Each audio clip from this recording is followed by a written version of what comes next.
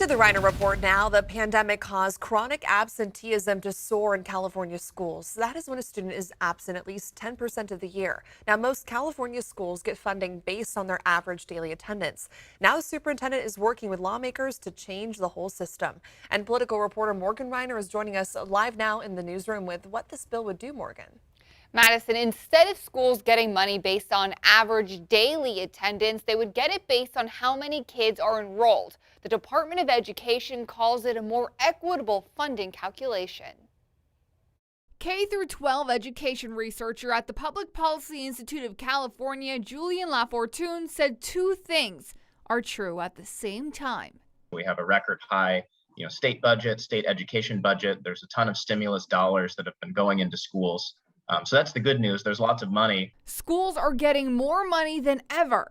And the bad news is that there's lots of need. So there are significant problems that schools have been facing, kind of recovering from the pandemic, dealing with kind of ongoing health and safety needs have been taking up a lot of this additional money. That's why Superintendent Tony Thurmond is sponsoring Senate Bill 830 to switch the school funding system currently based on average daily attendance to average enrollment. Essentially, schools that have the kind of circumstances that drive higher rates of absenteeism find that they lose revenue, and they lose the kind of revenue that they need to actually address the issues that cause chronic absenteeism. California is one of 6 states that still uses the average daily attendance. There's another component about this bill that in addition to the revenue, there'd be supplemental revenue that says 50% of that revenue would go to focus on efforts to address chronic absenteeism. The author, Senator Portantino, said the change would mean an additional $3 billion in funding for districts. I think they should get more.